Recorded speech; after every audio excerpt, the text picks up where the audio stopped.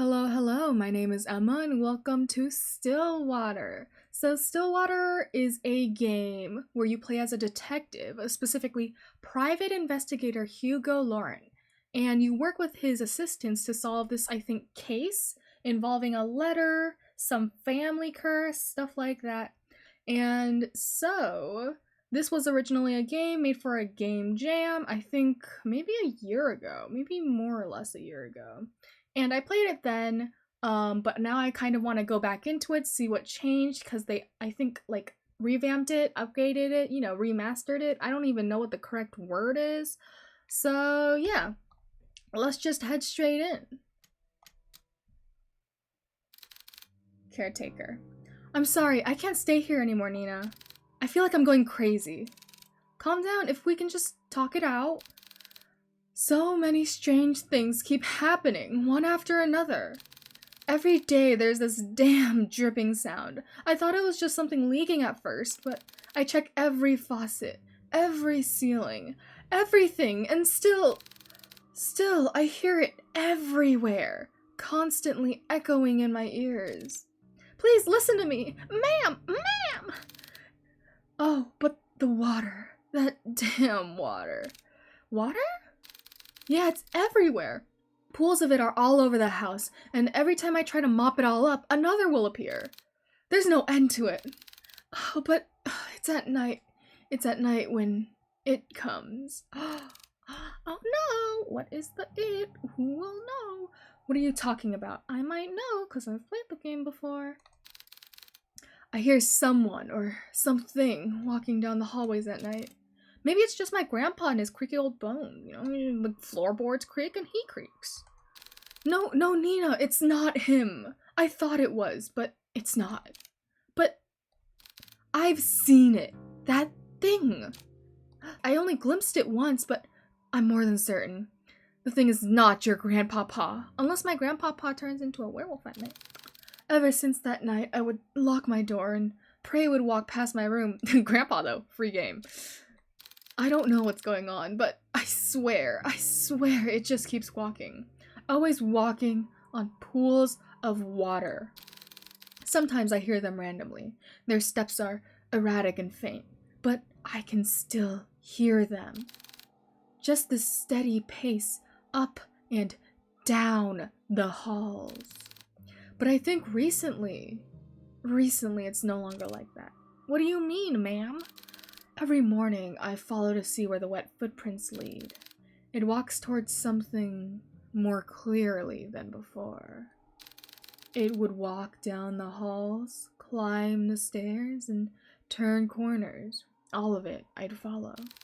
Eventually, the trail would come to a stop, and it would all stop right by your grandfather's room. Well, bye, Grandpa. That's the Reaper coming for you. His room? If this is some kind of sick joke to scare me away, then please stop. It's not a joke, Nina. I mean it when I say that there's something wicked going on in this house. Your house is cursed! Sell it immediately! This can't be true. I know this is a lot, but you have to believe me. I can't stay any longer. I'm sorry, Nina. It's okay. I understand. Grandpa's a little funky with his old age. I understand. Thank you for taking care of my grandfather up until now. And I'm sorry for all the stress I've caused you. I'll be sure to pay you right away as soon as Nina, listen to me. I don't know what's happening around here, but... The woman on the phone cautiously looks around, turning her head constantly back and forth, looking over her shoulder to find, if any, others listening in. Grandpa just pops up. I need my food! She grips the phone so close to her ear in a vice-like grip before speaking again in a hushed tone. Something terrible is lurking in this house, Nina. I don't know what it is, but please, as soon as you get back, take your grandfather and just leave this place. But leave? I can't just leave everything behind. We have nowhere else to go. Well, if you sell the house and you somehow get the money before, if you rob a bank, please, Nina, this place is not safe. The rumors, they're true. The curse is real. My family is not cursed. But Nina, at this rate, you and your family will... Do we only have 2 members in this family? Is it not just Grandpa and Nina? Enough. A pause. Cold and sharp tenseness strains the call as both women, exhausted and stressed beyond their comfort, try to stifle their growing frustrations towards one another. Neither yielding to the other's thoughts, only leaving anger and hurt to fester through the silence. After what feels like a suffocating stillness, Nina finally sighs heavily and responds bluntly to the caretaker. Look, I don't know what you heard or what you saw, but I can't just leave things like this. Whoever or whatever they are, they will answer to me. I won't let them have their way. I don't have time wasting my energy on this stupid curse. So if you can't help me, then so be it. I'll find a way. Nina, my grandfather's all I have left. He's all I have left. Yeah, so it is just 2 people in the family. Oh. Spooky, spooky. Grandpa, what you doing over there? The demons are coming, Grandpa. Diner, 7 a.m. Amid a foggy morning, there sits a man by the corner of a booth. He drinks black coffee and, depending on his mood, occasionally orders a donut. Black coffee. But today it's just black coffee. So bitter. Ugh, I swear. I've never seen that amount of paperwork in my life. Freaking mountain worth of it. You're a valuable member of our team, Hugo. My foot! I'm starting to believe I was just bamboozled into joining their agency. Hugo Laurent, age 30, takes a good look at his cup of joe and chugs it all in one sitting. He then continues to grumble to himself about last night's grueling work at the office. I really need to find a different job. As he contemplates his poor life choices like his coffee, he looks towards the early mist.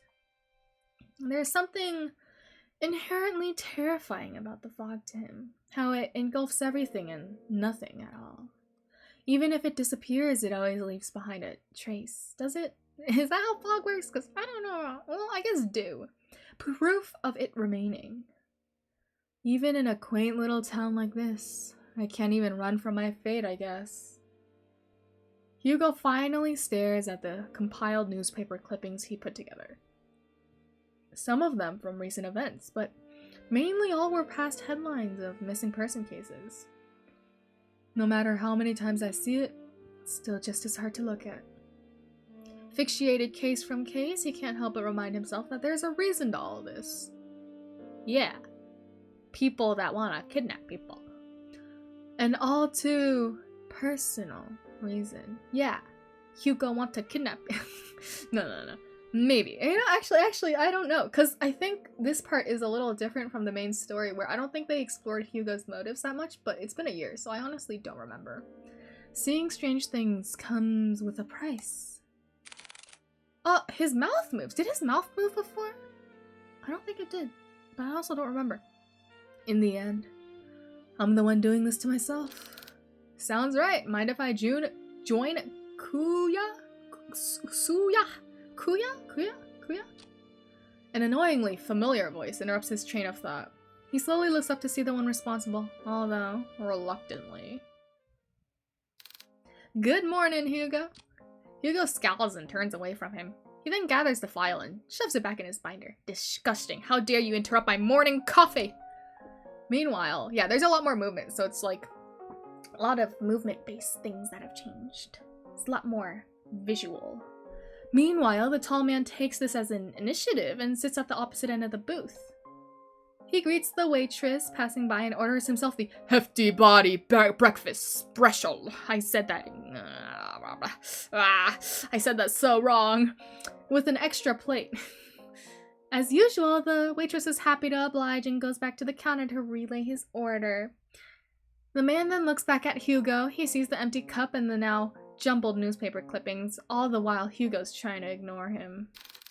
You really should eat something with that black coffee. Not ordering any donuts today? I'm fine, Noah. I'm just not in the mood, okay? Not even a little. There's a momentary silence between them before Noah disturbs it once more. Noah's eyes are Very piercing. It's like he's looking into my soul, and I don't appreciate that. Well, too bad for you. I ordered a big breakfast for the two of us. Two? As if the world would grace Noah with an even more perfect punchline. The food arrives. With another coffee? Why the hell did you order for the two of us? Just eat what you want to eat. Don't worry about me. Wow. I'm really testing my limits today. Bilingual things don't help me at all because this isn't even a language I know. Mukang Masarup. I hope I said that close enough. Mukang Masarup? Me? Right, Hugo? Are you even listening to me? Come on, we both know that if you don't eat now, who knows who knows when you will, and I'm not about to let you faint again. So, open wide, say ah! Here comes the airplane! Noah DeLeon, age 27, a natural-born charmer, is also the only person in the world who would lovingly threaten him to eat every day. That's too little ketchup. If that's ketchup, that is too little ketchup for all those not hash browns, tater tots. Maybe they're tater tots. I feel like they might be tater tots. Or they're not tater tots. With a pensive look, Hugo gives in and eats the generous spoon without further complaints.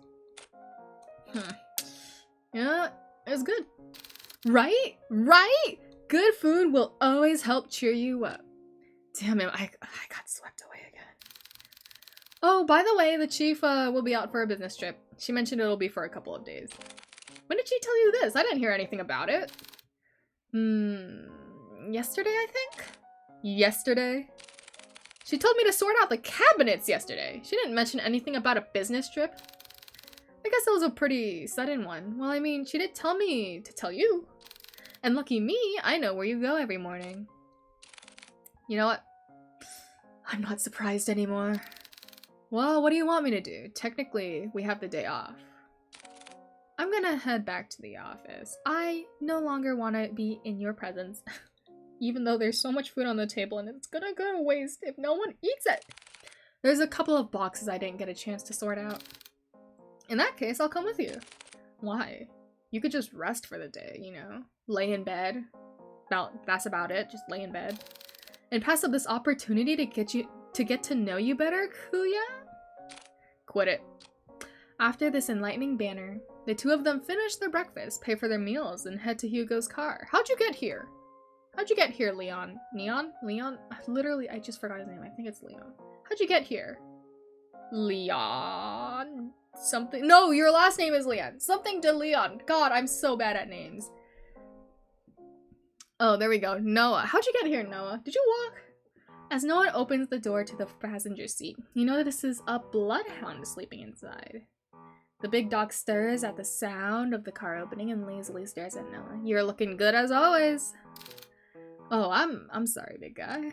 He then closes the door while trying not to make too much noise to disturb its occupant. Colby. At the sound of its name, its eyes are so doe-like. His heavy-lidded eyes slowly peek to see who calls for him. It's his one and only partner, his human. As if finally realizing who he is or where he is, the old bloodhound stirs up from his sleep, pounces on Hugo, and proceeds to wag its tail uncontrollably. Who's a good dog? Who's a good dog? Good morning again, Colby. Have a nice nap? Colby, 8 years old. Man, he only has one love of his life, and it's the dog. Colby, 8 years old. Hugo's most faithful and loving partner in crime. Has the biggest tendency to just sleep all over the place, but that's what makes you so cute, Colby. Noah, who is witnessing all of this from the backseat, chuckles to himself. He's amazed and slightly defeated at Hugo's sudden surge of energy. Doesn't matter how many times I try, huh? When it comes to boosting up his mood, no one can beat Colby. Agency, 7:50 a.m. Into work we go. I'm assuming it took 50 minutes to get to work, which means your workplace is pretty far, because it was 7, I think, in the diner. The three head back to the office. The space is just the same as Hugo left it. A decent, organized mess. To his credit, for the amount of boxes he painstakingly went through, he believed he did a fair job, which I honestly say pretty solid, pretty solid. Albeit it could have been better, but still looks pretty clean. Wow, you really outdid yourself, Hugo. It looks, well, less crowded. Oh, shut it, will you? Said I was gonna get to it. You know what's interesting? Maybe I just haven't noticed Noah's mouth yet, but Hugo's mouth moved, and does Noah's not? Thanks, boy. Thanks for your support, boy. With you here on my side, I can do anything. Before Hugo could continue to give a deserved head pat, he notices someone. A woman stands timidly, peering outside from the storefront. She looks a bit frantic and even more restless with her disheveled and ill-fitted clothes, drawing emphasis to her already too visible petite frame. The woman tries to grasp the door handle several times, but stops before he can touch it. Yeah, that's social anxiety, and also probably because she's gonna. It's probably what's her name? Nina. It's probably Nina. Her brows furrow, agitated and distressed about something. So much to the point it is preventing her from just simply reaching out to help. However, when she finally makes eye contact with Hugo, she immediately rushes in. Oh, they have a little thing at the front where they can make it look like it's like the blinds, right? Where you can like open the blinds and they're like half open. I'm so sorry. I know that the close sign is up, and I saw you come in, and Are you alright, miss? I need your help. My grandfather, Before she can continue explaining, Noah swiftly cuts in front of Hugo and intervenes in an all too practiced manner. It's okay, miss. We'll hear what you have to say. So please, why don't you have a seat right over there? Noah gestures to one of the empty seats at the other side of the office. The poor woman hesitates for a moment. She clutches desperately to the strap on her purse, her eyes focusing apprehensively on them and at the gestured seat. After mulling over Noah's offer, she quickly glances back and nods. The woman then walks towards the corner of the room and sits at the edge of the sofa. Her posture is wary and tense, giving no sign of comfort for even this brief moment of peace. Can you start off by telling us your name? I apologize for earlier. I'm usually a bit more composed than this. I guess I'm failing at that too. My name is Nina Mortimer. Mortimer? Ah, hello, Miss Nina. My name is Noah de Leon. Noah de Leon. I am one of the assistants here. This big guy next to you is our lovely assistant, Colby. Oh, that's what they meant by assistants. Because I was like thinking to myself, and I was like, wasn't there only 2 people in the original game? Like, there was Hugo and Noah. Noah was the assistant. But that makes sense. Colby's assistant number 1. Noah's number 2. And the one brooding over there is private investigator Hugo Laurent. I'm not brooding, I'm just tired. And our chief is away on business, but I think we can still accommodate you. So how can we help, Miss Nina? For just a moment, Nina appears to be a bit more lax, more hopeful, maybe even relieved from this warm welcome. However, she once again tenses up. The guilt and shame come rushing back to her, visible by the creases on her brow, and as she once again realizes why she is here. Her mouth moves. Okay, I need help watching over my grandfather tonight. Tonight? Yeah, I know this is a strange request, but my hands are tied on this. It has to be tonight. I'm sorry, Miss Nina, but I don't quite understand. Is your grandfather in any danger? I think someone is trying to take him away. Take him? Miss Nina, I think you should contact the police right away. They're far more equipped at handling this kind of situation. No, they are not! I've tried requesting their help, but they've given me the same answer verbatim for weeks now. They would send someone out to watch over the manor for the entire day, but by the end of their routine, they always report back nothing unusual. They say no one else leaving the room or arriving at the house other than me or the caretaker. And despite telling them all in detail about the letters and all the strange things that have been happening, there's nothing they can do about it. They just sit around until it escalates even more. I can't wait any longer. Any more than this and it'll all be too late. If only I knew who Louis was. Louis? She lets out a gasp, her hands shoot out to cover her mouth, realizing that she had said too much too carelessly. She tries to avert her gaze, but Hugo stares persistently at her. Miss Nina, who is Louis? Are they the ones causing all of this? Once more, she contemplates. Her brows knit closely together as she bites her lips nervously. It's as if the words she wanted to say have suddenly died out, too heavy to even utter. A mistake she can't take back. Before the silence stretches further, Noah speaks to Nina with a gentle and reassuring tone. Miss Nina, I know it's scary. All of the things you mentioned to us so far, no one should ever have to experience. Especially by themselves. Yeah, that's about right. Themselves. And I assure you, we'll listen to all of it. I promise. That's the natural charmer in them. Wild and manic eyes stare deeply at them, trying desperately to discern any doubt or mistrust on their faces. However, all she sees are people who are willing to give their time to simply listen to her, to actually help her. From this alone, Nina looks to the side where her purse is and opens it. Tucked inside one of the pockets, she takes out a single, slightly crumpled envelope with a pigmented red wax seal pressed in the middle. At a glance, Hugo can tell right away the letter appears to be a bit more worn out and antique, and yet despite its delicate form, it remains well preserved and well kept. It's as if the letter itself was untouched by time, forever waiting to be opened. Grandfather has been receiving cryptic letters for the past month now. The letters don't come with an address or a name on the sender.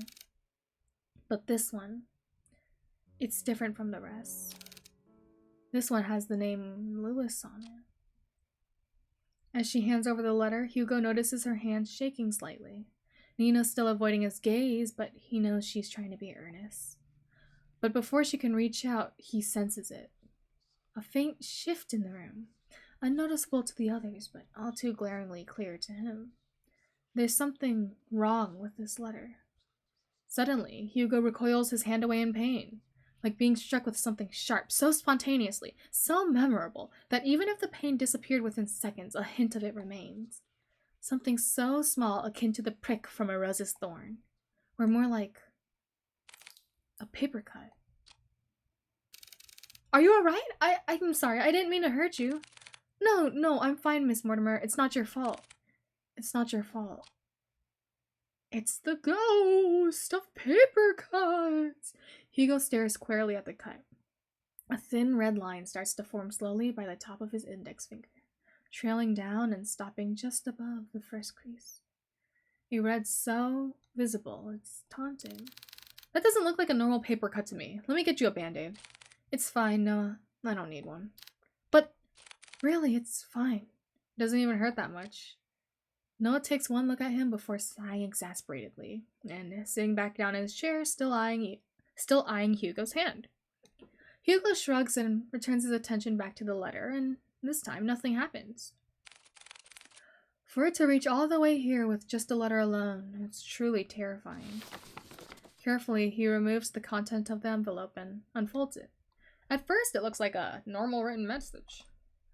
A person named Louis is asking the other, Henry, to come meet him by the lake at midnight, needing to share something important with him. However, what's eerily striking about it is not the letter itself. Peering at the bottom of the page, a message scrawled, unlike the rest, stands visibly out to Hugo. A message that shouldn't be here. Remember our promise, Henry. When did you receive this letter? Yesterday? And your grandfather, where is he now? He's in yesterday. He's currently back at the house with the caretaker. I promised them I wouldn't be out for too long. I made an agreement with them, you see. Oh, what sort of agreement? The caretaker, we have now agreed to watch over my grandfather, but only during the day. Before nightfall, they would leave exactly at the same time. Before nightfall? I want to believe that this whole thing was an elaborate scheme to scare my family away. I know this sounds crazy, but at one point I thought everyone was in on it. The mail carriers, the officers, the caretakers. Everyone had a hand at making our family suffer. But this one is different. Up until now, I've never heard of anyone by that name. Not a relative or family friend. But they clearly know who grandfather is. If I don't do something about this, I'll lose him too.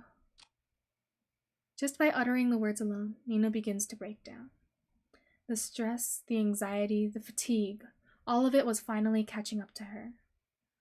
Her body hunched forward, her hands pressed close to her eyes as she tries to cover the stream of tears running down her face. As an act of comfort, Colby sits next to Nina while Noah fetches tissues for her. Good dog. Both of you, I guess. Good dogs. Hugo, on the other hand, is puzzled. She said the whole thing has been going on for the past month, but something doesn't quite add up. And before nightfall, I think there's more to this that she's not admitting. Whatever happened with the letter, I'm more than certain that whoever or whatever Lewis is, it's like a pan to the aside. I can read his thoughts. They're coming for blood. I mean, I feel like, oh, that's quick save, oops. I feel like you should take the case, should you not? That's your job. Do you want more tissues? We'll do it. We'll take on your case. For a moment, everything goes still. Their eyes and attention are slowly directed to Hugo, whose eyes have a certain glint to them, now unwavering and more determined than ever. Before anyone else speaks, Nina stands up, wipes away any stray tears from her face, and walks up to him. You'll take it? Hugo simply nods. Thank you, thank you! You don't know how much this means to me. We're glad to help, Miss... Nina. Please, just call me Nina.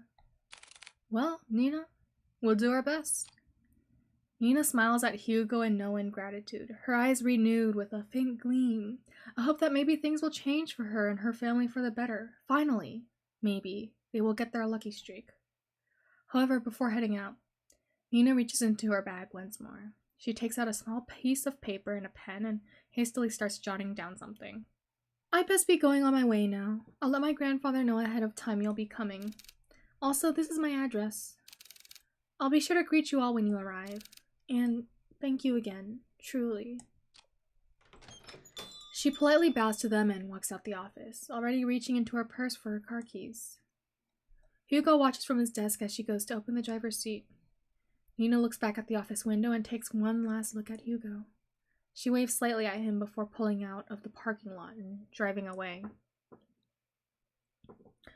Once out of sight, Hugo turns to look at his cluttered desk. Guess I have to do that another day. Uh-oh. Still messy, but presentable. I guess I'll have to sort these out later. Again. Car. 5:30 p.m. My favorite location. From the ongoing downpour to the quiet hum of the car, they sit in silence. Still miles off of their destination, Hugo constantly checks the rearview mirror to see any passing cars. But it was only them on the road. Noah, who usually chats his ear off by now, leans quietly against the car door as he looks out to the passing streetlights, reserved and distant, melancholic. He hasn't said a word to Hugo since they left the office. Hey, you're a lot quieter than usual. What's wrong? Huh, what a surprise. Have you been looking at me, Kuya? No, you idiot. You usually just talk a lot, that's all. Aw, so you do miss me talking. Just say it. Do you believe her story? What? Given all the things she told us, do you think she's telling the truth? Yes, I believe her. Or at least, I believe she hasn't lied to us. But you know, I can't shake this feeling that she's hiding something. Like if she left out certain details on purpose. Also, why did she have to travel this far out of town for a private eye? Surely there must be another one closer to her home than ours. I just don't know how to explain it. Oh, he does move his mouth. I've just noticed this. I'm just thinking about how I can't see very well through my peripherals. My peripherals be damned. As expected of you, Hugo. Are you making fun of me? No, no, no, not at all. I'm just admiring your observations. I didn't want to offend Nina earlier, so I kept quiet until she finished. But her last name caught me off guard. You mean Mortimer? Have you ever heard of the Mortimers? They're a pretty distinguished family that owned a esteemed fishing company. Well, they used to, I believe. They have yet to name an heir. What do you mean? Shouldn't it naturally go to Nina? It should, but I don't know. From what I heard, every time they try to name a successor, that relative mysteriously disappears. Gone without a trace, or so anyone thought. Their bodies would soon turn up months later in the lake! And you know what's strange? All of them have been labeled as accidents by local news. No foul play. Just another unfortunate loss for the family. They've been struck with so many tragedies that, over time, people began to believe they were cursed or something. Cursed? I think I can understand why she wouldn't go to the police again. They most likely thought she was seeing things and went along with the procedures just to keep face. But deep down, they must have thought she'd gone mad. I can't imagine all of this for Nina. And now, most of all, who knows what we'll find there? Like ghosts and Grandpa! Is that why you decided to come with me? Well, partially. I'm more worried about you, though. Me? Why? I'm a strong, independent person! Man! Actually, is Hugo strong? His trench coat looking awfully big on him. Think of it this way. I'm the appointed driver in case you get drunk on... I was gonna say on Grandpa, but that sounds fucking weird. But you know, drunk. Period. When you decide to do pretty reckless shit, I'll be there to drive you to the local hospital. Ugh. Besides, two's better than one. Exactly. I was fine with Colby coming with me. Well, have you heard that 3 is better than 2? Mortimer Estate. 6 p.m. As the rain falls upon the building, passing through countless dirt roads and steep cliffs, the estate can finally be seen beyond the evergreen. Nestled away from prying eyes, it stands tall, magnificent, and classic. Truly a rarity only afforded to the privileged, and yet with all its opulence it looms from a distance. Hugo and Noah can only gaze at the sheer scale of the manor. Its grand stature toppled easily over the dozens of houses they drove past. Top poles. Wow, look at the size of it. I could never imagine seeing a house like this in person. It's almost too surreal. Come on, she's waiting for us. Immediately after exiting the driver's seat, a sudden sharp pain weighs heavily on Hugo's chest. Grasping tightly to his coat, he began to gasp for air. His vision hazes as he leans close to the car, trying desperately to ground himself. Like a fish drawn out of the sea, he desperately heaves. The air in his lung escapes too quickly, burns as it feels his throat start to strain, drawing tighter the more he breathes. But this pain pales in comparison to the feeling far more excruciating. Is it the house? No. Something far more sinister. He feels it. Someone is watching him. A piercing gaze fixed on him, like leering at a bug and waiting to strike. We'll be together soon, Henry. What the hell? Damn it, already? I need to hurry or else... Hey, are you alright? Noah calls out to him, snapping him out of his fixed trance. Colby nudges his head against Hugo, whining with concern over his partner's well-being. Did you hear that just now? Hear what? That voice! It was so close to my ear, Is everything alright? Oh, I'm fine. Don't mind me. I'm just a little bit winded from the trip, that's all. I'd be happy to make you tea at the very least. If it's no trouble. No, not at all. It's the least I can do. Once again, this subtle uneasiness from Nina resurfaces. But before Hugo can get a chance to look further into it, she walked off towards the front porch without saying another word. Are you sure you're alright? You sounded like you were choking earlier. I said I'm fine. Besides, we're already here. We can't back out now. Listen to me. I think you should... Noah abruptly cuts his lecture short as he notices Nina stopping by the front door. She stands by the door silently, contemplating something. And just like before, but this time, she seems even more anxious. Whatever unease she tries to mask earlier becomes more apparent the minute they walk closer to the front door. I haven't been quite honest with you, Detective. Yeah, I knew.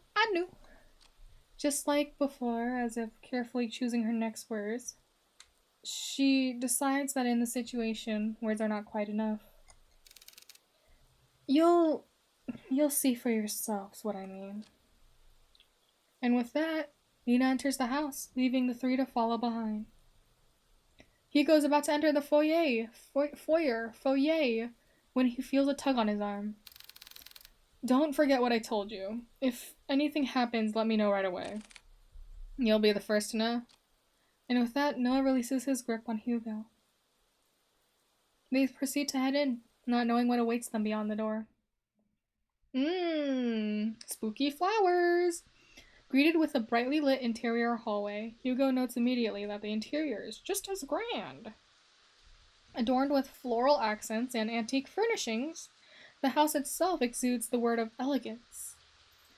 A classic and rustic charm with the walls and floorings made from the finest wood.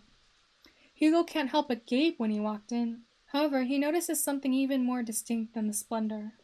Behind the seemingly perfect veneer, an unsettling air rushes through the house. Wreathes the house, leaving no room for doubt that the inside is far more terrifying than the outside. Please come this way. Grandpa, is that you in the corner? Peepaw? Bracing themselves, they enter the dimly lit drawing room. At first glance, Hugo could not discern the silhouette situated in the far corner. Only the spare lighting from the window pierces through a fraction of the room's darkness. Peepaw, you looking pretty young. Your hair ain't gray at all, Peepaw. However, as they approach closer to the silhouette, Hugo now understands the reason for all of Nina's unsettling vagueness. Grandfather, we have guests. Dang, Peepaw, you looking pretty young, Peepaw. Sitting on the armchair is a very young man, not much older than Hugo or Noah. He's dressed modestly and shares none of the imposing presence of the manor. No, rather, such luxury does not even remotely reflect on the man before them at all. It's as if the flow of time had stopped only for him, while the rest had continued changing drastically without him. Just like the letter, timeless, delicate, and jarringly out of place. Staring only at the window, the young man sits there, dazed with little acknowledgement of the people around him. Still, motionless, like a doll. Grandpa, these are the people I spoke of. This is Detective Lauren and his two assistants, Colby and Noah. They're going to help us. Even after introducing themselves to the head of the Mortimer estate, Hugo and Noah could not help but feel unnerved. The man before them is supposed to be frail and older than any of them, because he's supposed to be a peepaw. And yet here he remains, forever unchanging, forever young. They've come a long way, so I'll be making some tea. Would you like some, Grandpa? I'll take that as a yes, Grandpa. He does not reply back, nor does he glance at Nina or anyone else in the room. Grandpa, I think you need to get your eyes checked. They're glowing a little green. Only fixating his gaze on the rain, nothing else. I'll be sure to make a cup for you too. She then timidly gestures to Hugo and Noah back to the foyer. Bearing more questions, the two follow Nina outside. But before they leave the drawing room, Hugo takes one last look at the young man. Something happened? There's an all too familiar air about Henry Mortimer. His eyes, they're similar to his own. Whatever he must be longing for, Hugo knows it'll never end well. Well, there he is, back in the corner. Nina, that man. Yes, he's my grandfather, the one I asked you all to watch over. I know this is hard to believe, but Nina draws something out from her pocket. It's an old picture of a handsome man with slick back hair wearing the finest of suits. The gentleman in the picture has a different air to him, one of wealth and power, none of which reflect all on the current Henry Mortimer. It's almost as if we're looking at two different people. This isn't much to go by, but believe me, they are the same person. Then why does he look so young? Ghost! It happened a few nights ago. I was on my way to get a cup of water when I heard a loud thud coming from my grandfather's room. I was worried that something fell over, so I went to check. When I opened the door, I found him collapsed on the floor. I rushed to help him up, but when I did, he looked so different. It's like he got replaced by a stranger. He wore the same clothes that my grandpa wore that night. And his face, I recognized his face. He looked younger. So many things were rushing through my head at the moment, and yet I knew he felt familiar to me. I know it sounds bizarre the more I talk about it, but that's what happened. That was also the same night I found that letter. It was next to him, already opened. I'm sorry for all of this. No matter who I went to, they either said something was wrong with me or my family. With everything going on, maybe they're right. The pools of water, the letters, Lewis, and now this? I've been ignoring the signs for years and just blindly hoping things can get better if I try finding solutions on my own. But that's not enough anymore. Maybe my family really is No, they're not. Curses aren't real. Detective? I think we easily get too involved in believing that sort of thing exists. In truth, the one who fixates on them makes it their own reality. Rumors, doubt, lies, all those things are what they want to become real. Deep-rooted emotions like that can't possibly be healed or fixed right away. But like a curse, those emotions drag other people down with them. Personally, I think you are caught up in all of this. But I assure you, we'll see this through. For you and Mr. Mortimer. Thank you. Good. Now let's get this figured out. Now our first priority is to find out more about Lewis. Nina, the letter you showed us back at the agency, do you have it with you? Oh yes, it's here. Do you mind if I borrow it for a bit? I'll be sure to give it back. Of course, but what are you going to do with it? I've searched everything on the letter and I still can't come up with clues. Oh, I'll be using it as a reference or guide if you will. I'm afraid I can't discuss too much of the process. Trade secret and all. Oh, of course. I'll check upstairs, Noah. You and Colby check the ground floor. Got it.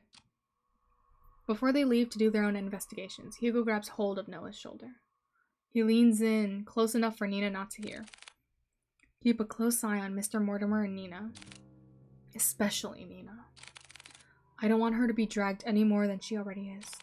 So whatever happens, keep her safe. Hugo, you like double sweat in the ways like the clown tears. He double sweats. Fine. But remember to yell for me, okay? I know. Thanks, Noah. I'm counting on you. You too, boy! Pat, pat, pat. With a final nod at them, Hugo then goes towards the staircase and heads upstairs. Noah stares for a moment longer at Hugo's back before he disappears into the first floor. He then turns to look at Colby. Well, it's time we get to work, you know, the two assistants. Right, Colby? Yes, sir. Investigation start. I don't even think this was part of it before. The objective is to look around the area for objects to proceed the story. Use the arrows to move. Outlines will appear on clickable objects. On the top right is a hint button. Clicking on it will highlight an object you missed. Yeah. Can't pet this dog though. All it do is wolf. Mr. Mortimer still sits motionlessly by the corner of the room. His gaze never leaving the rain. I mean, I'm kind of curious about the covered paintings, if anything. Woof. No, I can't cover the covered paintings? I can't. Guess not. Phone. An old rotary dial phone. It looks like it's still in good use. A delicate arrangement of violets and white roses. They seem to be fresh and fairly new. A large bookshelf stands close to the entryway. It contains a couple of photo albums and a few phone books. Is there nothing else I can click here? If I can go right, don't that mean I can go right? Oh, there, I can click it. Frames decorating the walls are covered in white sheets, veiled with a thin lining of dust on the top of each one. Wow, there's so many paintings covering the walls. Are there more like this all over the house?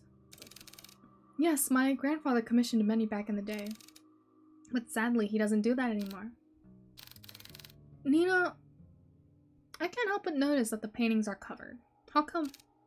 I did that. I covered them for my grandfather's sake. For his sake?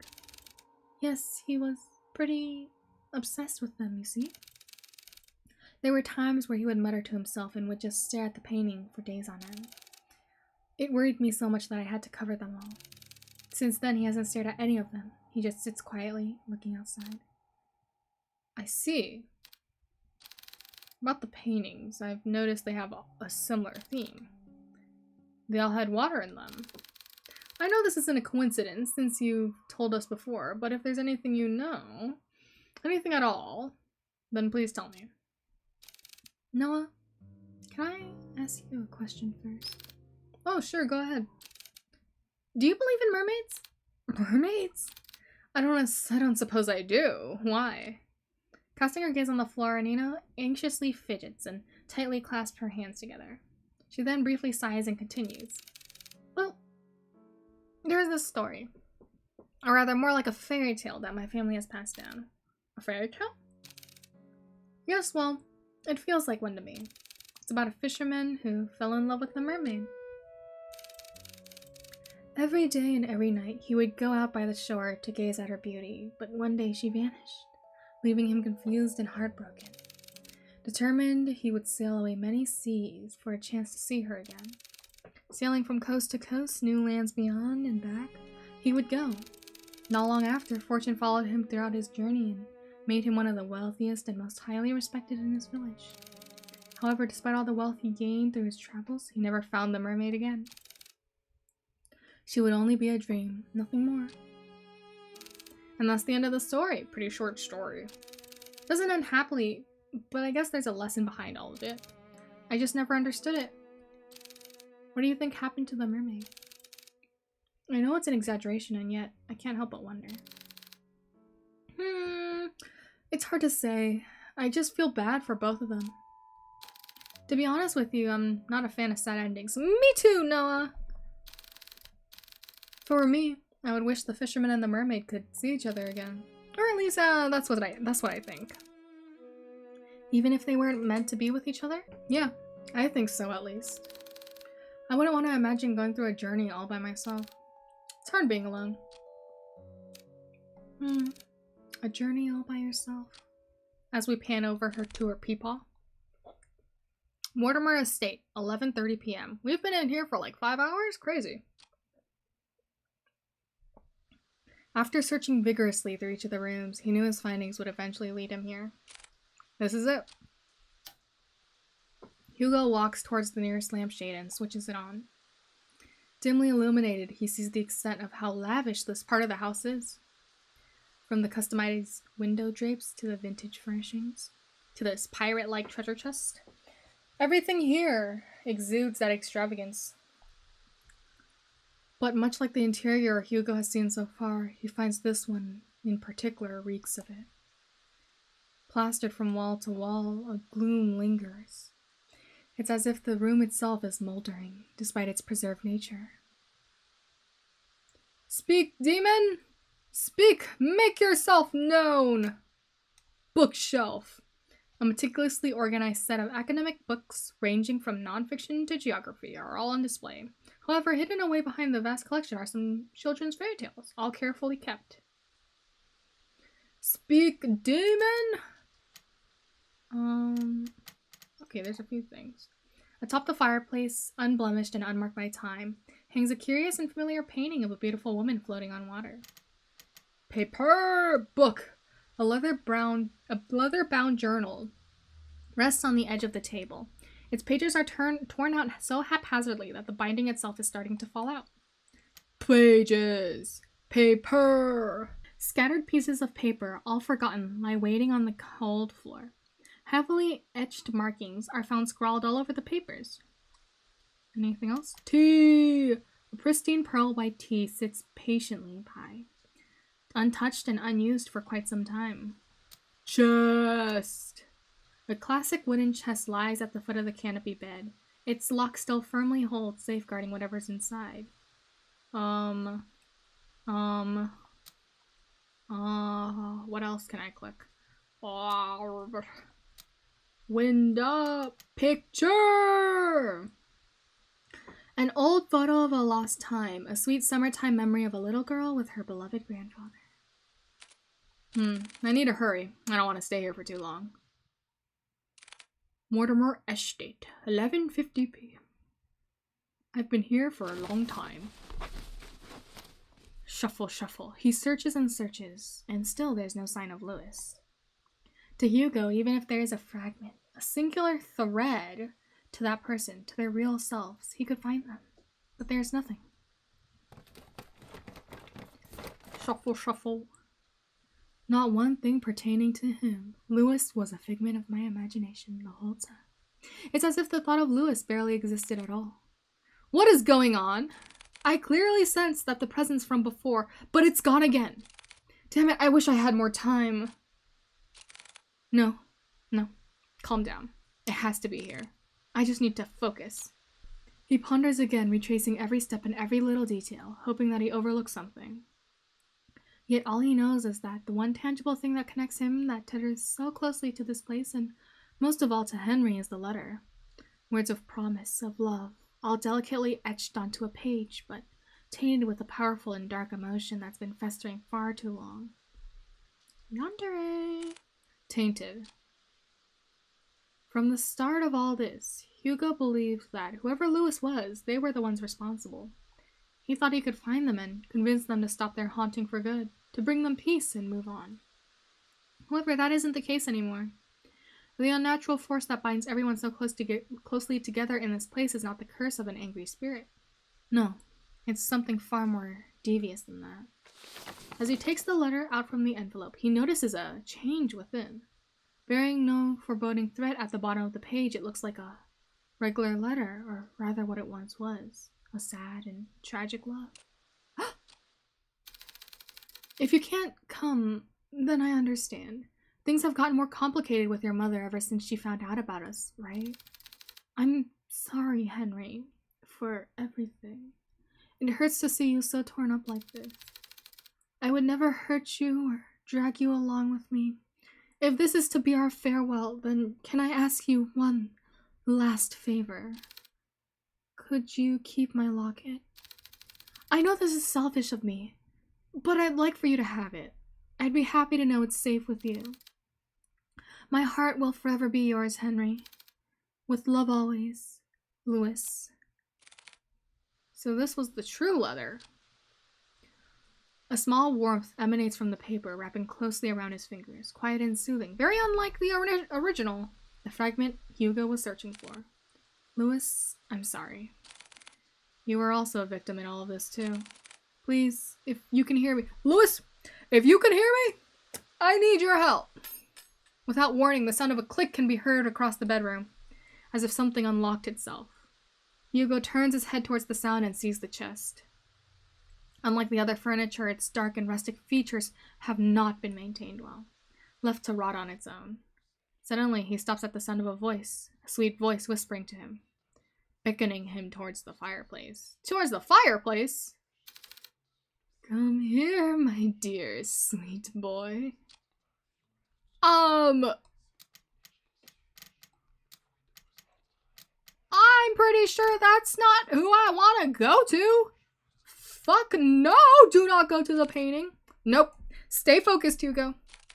I won't let it get to me. Preparing himself, he heads towards the chest and opens it.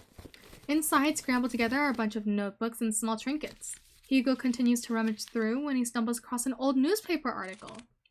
Young man found dead by the lake. An unidentified young man was found on the morning of XXXXX, 3 days prior to his death, according to police. Ruled as a suicide, police have claimed that the troubled youth drowned himself.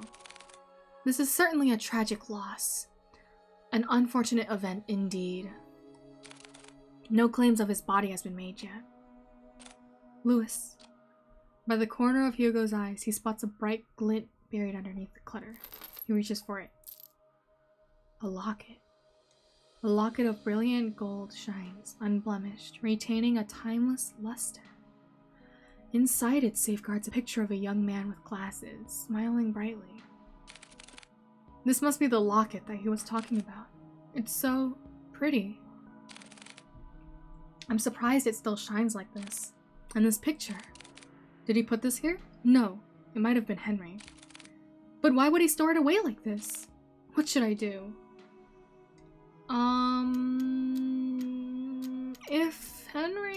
If Louis led me to the locket, it might be good to take the locket for protection. Like an amulet.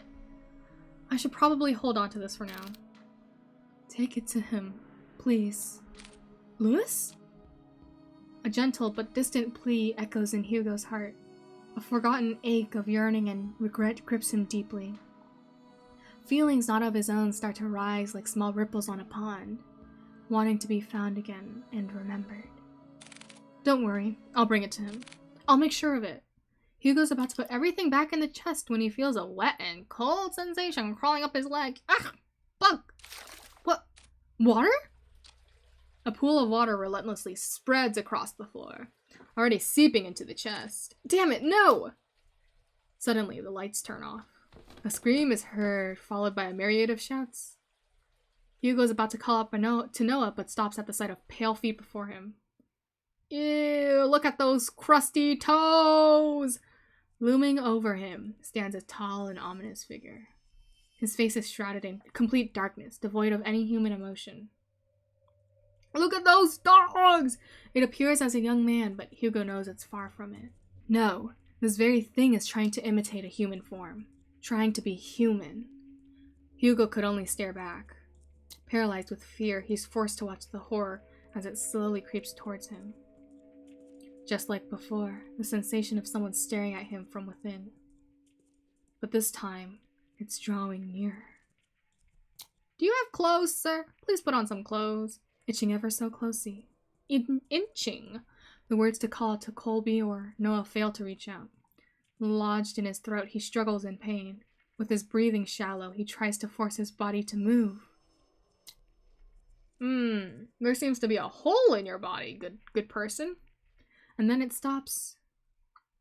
Looking down at Hugo, filled with nothing but malice and contempt, it speaks.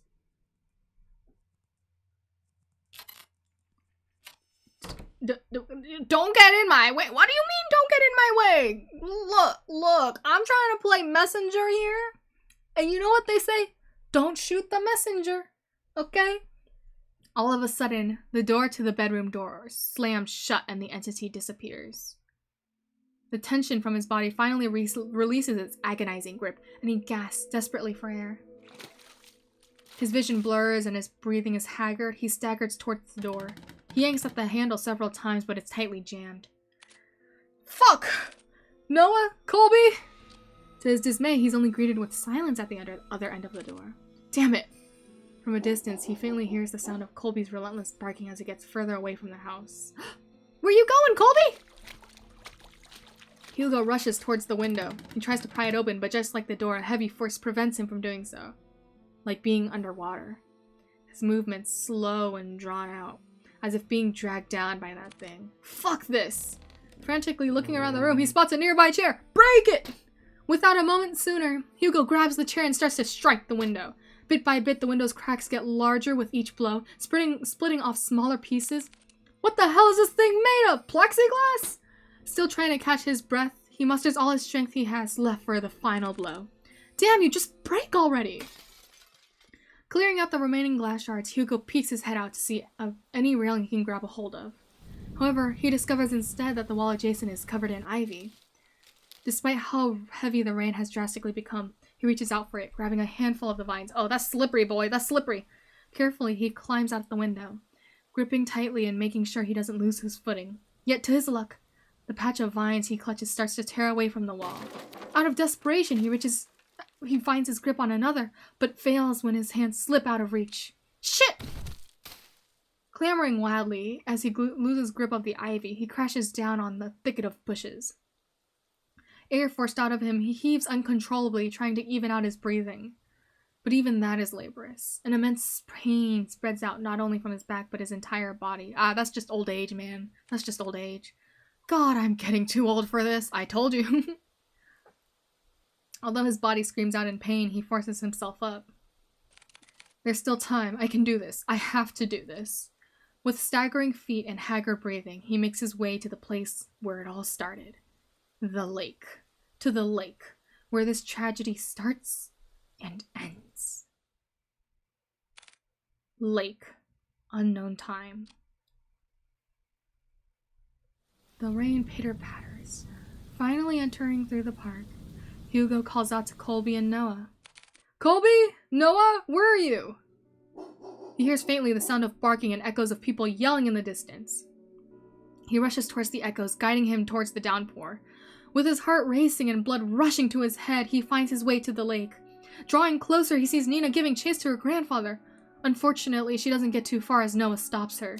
Grandpa, stop! Grandpa! Let go, my grandpa, he's... No, Nina, it's dangerous. You'll get hurt too. I don't care. I don't want to lose anyone anymore. It's at that instant Hugo trudges through the water, pursuing in Nina's stead. Hugo? No, don't. No, it's fine, Colby. We got this. Please fall deaf to his ears. Not even the whines and worried cries of his partner could make him turn back. Determined, he forges ahead. Nearing the deep end of the lake, he sees Henry Mortimer, gazing directly at the abyss. He looks even more frail and disheveled than before. It's as if all the life he's lived up until this point has begun to fray, draining every ounce of himself, and surrendering it all to the lake. Before Henry could lean in, Hugo reaches out and tugs at his arm. Mr. Mortimer, listen to me. Nothing is waiting for you down there, so please, come back to the shore with me. Motionless and unresponsive, he stares deeply into the water. The haze over his eyes is still obscure and persistent. There's so many things we cannot afford to lose in our lives, and you are one of them. To Nina, you are all she has left. She needs you, Mr. Mortimer. Hugo felt it, a slight jolt from Henry's arm, as if stirred by the mention of Nina. He slowly turns to face Hugo. Nina. However, just as cruel and violent as the storm, Henry jerks back, wrenching his arm away from Hugo's hold. Oh man, but don't you know? Your lover sent me out for you! No, all of this is my fault. If only I had got to Lewis sooner, then none of this would have happened. He's waiting for me, was patient with me, and yet for all the things he's done, I chose my family over him. He's gone because I did not pick him. Henry backs away further from the shoreline. Mr. Mortimer. His manic eyes never straying away from Hugo as he keeps his distance from him. Lewis, I'm sorry. I was the one who dragged you into this. You deserved so much more. And I wished... Henry struggles with his words. He clasps tightly to his shirt, his throat dry and taut from all he has bottled up. From all those repressed and silent years of just waiting. Waiting for this curse to finally take him. I wished I had gone for you that night, Lewis. Sir, even if you still covet that wish, it won't resolve anything. Not for you or Lewis. I read what he wrote to you those years ago. He understood if you didn't want to come see him. But the thing is, Mr. Mortimer, Lewis never thought anything less of you. He said so in his letters to you. Huh? His letters? For the longest time, I wanted to believe he hated me for that, resented me for that choice. Or at least I thought it was easier for me to think that way. To pity myself. How long has it been since I talked about him? It's been too long, sir. But that's why. You don't have to shoulder all of that pain by yourself anymore. We can talk about it. About you and Louis. All of it together. His eyes! Woo! We've done it. Hugo extends not only his hand to him, but a promise. A promise that Henry had yearned for so long. A way to forgive himself. He hesitates at first. What fool believes in a deserved forgiveness? Such a thing doesn't exist. And yet, despite everything, Hugo reaches out to him. To a stranger. Maybe he can be forgiven. And just as he was about to reach out for Hugo, a hand slithers around Henry's instead. Could you stay away? I think he's taken, as in he was married once probably, and also he has a lover, okay? So he's taken by two people. Could you not covet this man too? Its arms unnaturally contort around him while its head perches on his shoulder. This thing, this Louis, is no longer pretending to be human. With its piercing cold green eyes, it glares directly at Hugo, mocking him, cursing him, wishing nothing but despair. We can be saved. I kind of want to do that voice. I don't know how it'll sound, but I'm gonna do it. We can be forgiven. There is only one true way out of this. I will shape you with the most happiest of endings. And then Hugo vanishes. No, that's the wrong person. And then Henry, wrong person. Henry vanishes. Before Hugo can reach out for Henry's hand, he disappears into the water. Mr. Mortimer! Without hearing the anguished cries and desperate pleas, Hugo dives in after him, into the abyss, with his trench coat and all. Wherever we are, the time is also unknown. Plunging into icy waters, Hugo feels shock running rampant throughout his body, like spikes continuously piercing from his legs to the tip of his fingers, fiercely and unyielding. His chest tightens and his heart races as he begins to kick his legs, hoping whichever way he goes, he'll find his way to Henry. I have the locket! It can guide my way! Swimming deeper and deeper in, he sees faintly a figure slowly descending into the darkness. As he finally gets closer to Henry, long, snake-like arms stretch across the void and grab Hugo's neck. A little spoopy scary of you, ain't ya, river lake monster? Violently squeezing all of the air from him. Technically, if you... Okay, guys, hear me out. If you choke someone, but they already have the air in their lungs underwater, does that mean you're choking the air out of them? Because the air is in their lungs at that point, is it not? I'm not sure how biology works. So they have the air they need. At least, that's what I think. He tries desperately to wrench its hands away. But with each struggle, Hugo's movements begin to weigh heavier and heavier. Probably best to take off that trench coat, Hugo. Louis? Where are you, Louis? It's looking for Louis? Not Henry? Not Henry? Digging deep into his coat's pocket, he grasped tightly in his hand the locket that Henry kept and had long forgotten, holding it out as it shines ever so brightly in the darkness. There you are. It releases its grip on Hugo and instead reaches for the locket. Bad! You can't have this! Taking this as a chance, he drops the chain and kicks with all his might to grab Henry's arm. With his heart and body screaming in pain, he swims desperately to the surface. Almost there.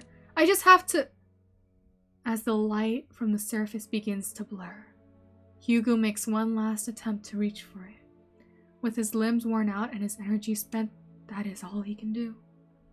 Before he loses his consciousness, he notices a figure swimming towards him, getting closer and closer, and then everything fades to black. Once again, in the unknown, drifting along with what feels like an endless sea, Hugo courses through wave after wave, not knowing where he's going or caring for that matter. All he knows is that he is very, very tired. How long has it been since he's had a good night's rest? It's been so long. Maybe I should take the rest now. I'd like that so much. I agree that you deserve it, but not here. Huh? I'm sorry for startling you. I just wanted to see you one last time before I go. Louis, you've done so much for me and Henry. I can't thank you enough. No worries. I just want to thank you too for watching over me. And also, I want to apologize for my remarks from before. I really thought that I had things figured out once I found you, but you know how that turned out for me. It's alright, really. After all this time, I didn't think anyone could hear me. Especially Henry. Louis, I was worried about him for a long time. He's always wanted to keep me away from his personal struggles, to keep me safe from them. But I was too stubborn for my own good. Honestly, I don't regret it. Any of it. Even if I could no longer reach out to Henry, fate weaved its thread back to you, our tangent, connecting us once more to this very moment. And for that, I am forever grateful to you, Hugo. You're welcome, Louis. From far off, Hugo hears a voice crying out to him, beckoning for him to return. Well, they're waiting for you. Guess they really are, huh? Take care always, Hugo. You too, Louis. Lake. We are above. We are above water. With his eyes closed and his senses still returning, he feels the constant tugs and licks of a certain bloodhound, a certain best friend, a certain, doggo named Colby, whining as he tries to wake up his partner. Hugo! He also hears another familiar voice, too annoyingly close for comfort. Eyes shot right open, he jerks up. Confused, Hugo looks around before he coughs up the remaining water in his lungs. Are you alright? Noah starts to pat his back while Colby continues to whine over Hugo. What happened? Where's Mr. Mortimer? He's safe. So is Nina. They're both okay. The police and the ambulance should be arriving soon. Thank goodness. Isn't there more you have to say to me? Instead of, thank goodness. I swear you don't listen to a damn word I say. I'm sorry, Noah.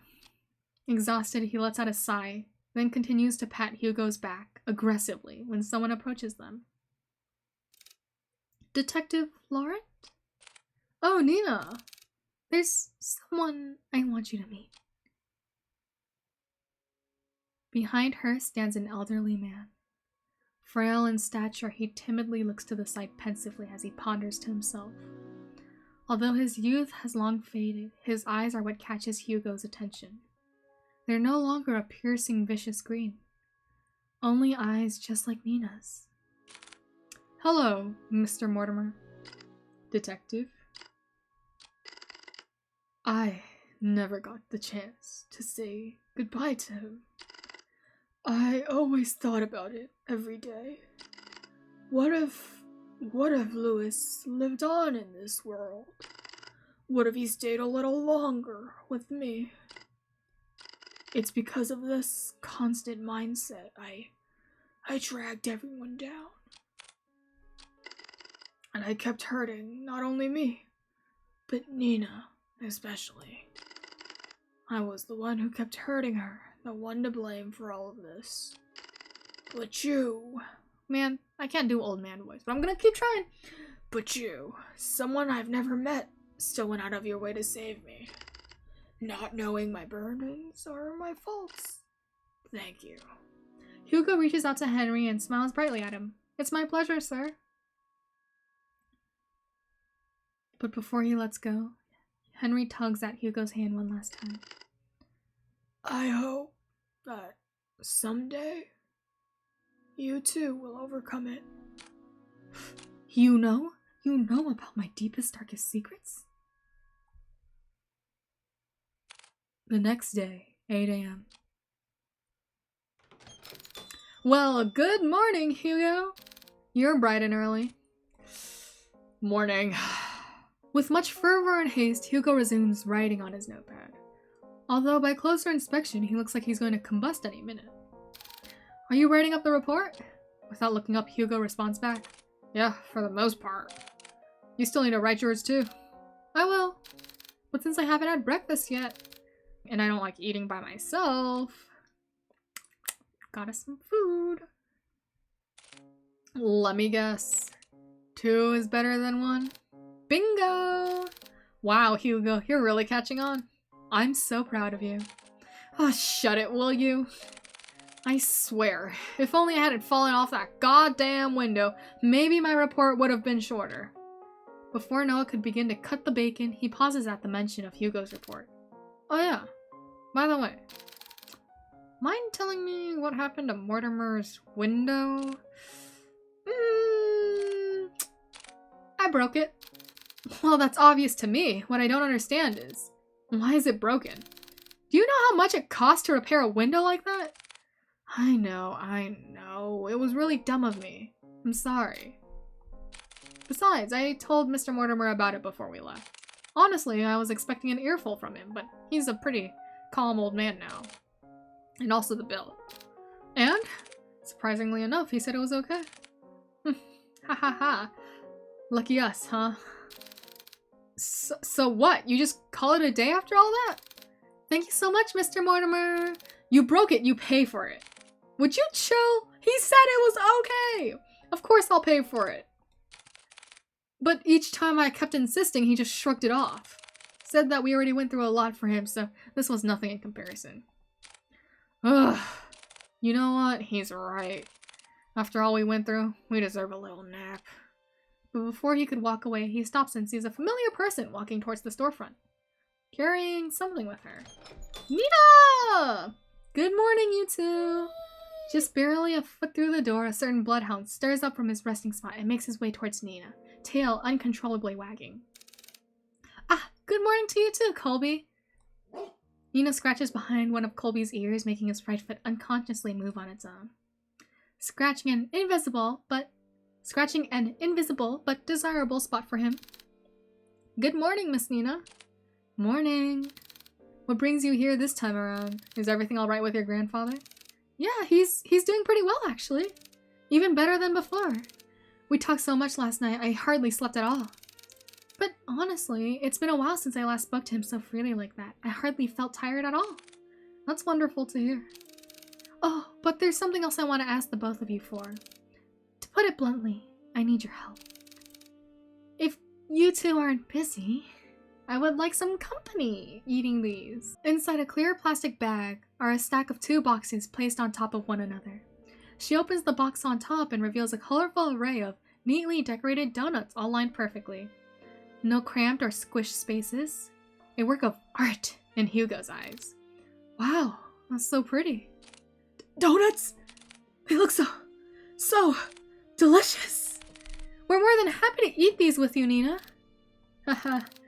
There he goes again with his donuts. But yes, please join us, Miss Nina. We're about to have our breakfast too. Weren't we, Kuya? I'm always so brazen in front of others. You do make it exceptionally easy for me. Ugh. Hee. Which laugh. You both have such great chemistry with each other. On second thought, I'm way too tired for this. I'm going to have to apologize in advance for this, Nina. But truthfully, I've been running on last night's coffee and I'm about to pass out any minute now. Oh, no worries. Hopefully, honestly, I think a little break sounds like what we all need right now. Thanks. I took the dog with me! Hugo puts down his pen and proceeds to head for the couch. Colby follows after him. Would you like to join us, Miss Nina, for our communal nap?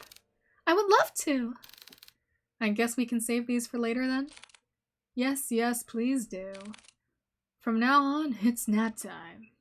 Noah sighs heavily before setting down the food on his desk. He then gestures Nina towards the sofa, in which she happily takes his offer and joins them. Ugh, I'm getting too old. I mean, you are old. Yeah, 30. The oldest you can get. Shut it. I'm not gonna do the laugh. I can't do the laugh. I can't laugh, guys. I can't ever voice out laugh. It always sounds so fake every time I go, because I go he he he, and that's so unconvincing, okay? This is really nice. Oh, good boy, Colby. Come here. Nina quietly coos at him and begins to scratch at the back of Colby's ears once more. Hugo leans a little closer to Noah, his voice above a whisper, but close enough for Noah to only hear him. You know, I'm glad you came along yesterday. Oh, what's this? Are we getting chummy now? Call it chummy or whatever, but I really mean it. If you hadn't saved us back there. Look, I told you before. I'll be there whenever you get yourself into reckless shit. Besides, didn't you say this was a nap time? Get some rest. You deserve it. You too. A calming silence fills the room as they bask under the morning glow. No parties or celebrations. Just each other's company and sharing the small reward. A small and warm comfort. Good end case closed! Whoa! Wait, Isn't there something in the break room? What is the break room? Oh, these are the songs. Shut the Future, Manual, Locket, Achievements, Playing Stillwater for the First Time, Saving Henry. I hear that there is an epilogue. There will be an epilogue, I think, if I yeah, there's 4 endings and an epilogue, right? So, what I want to do then is that I'll stop here for this one after the good end. And I will continue pursuing the other ends a different time. But if you want to get the endings yourself, because I do take a long time to upload, I'll put the game link in the description, you know, to see how things go. I don't know how the other ends go. But if anything, I would kind of like to see a sequel. Unless it's in the epilogue. We'll see when it gets to the epilogue. But I'd like to see a sequel where we kind of get a more clear grasp of what Hugo has had to deal with. Because it feels like they're giving us bits and pieces, and you're supposed to piece them together. Probably something, you know, related to mysterious disappearances of many people, and Hugo is somewhat involved. Maybe he anchored a ghost or something, right? But I'd like to see like a continuation of this. Maybe just like Hugo, because we can also like establish maybe a stronger friendship between Hugo and Noah de Leon, and Hugo Laurent Lebrant. Man, I actually don't remember any names at all. Anyways, Hugo and Noah. So yeah, I'd like to see a sequel one day, unless things are covered for me in the rest of the endings. But yeah, this was Stillwater, a game that I think is pretty enjoyable. It wasn't too scary for me, which is really good, but it also been because I was kind of used to it because I've already played it before, so I kind of know the gist of the jump scares. But it's good enough for me, and I'm like a big scaredy cat. So, I'll see you all next time. Bye-bye!